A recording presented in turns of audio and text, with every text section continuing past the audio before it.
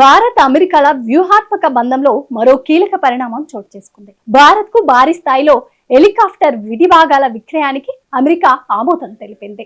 9.9 వేల కోట్ల విలువైన హెలికాప్టర్ విడిభాగాల విక్రయానికి అగ్రరాజ్యం ఆమోదించింది. ఈ విడిభాగాలు MH-60R సిహాక్ హెలికాప్టర్ల బలోపేతానికి విక్రయించినట్లు వెల్లడించింది.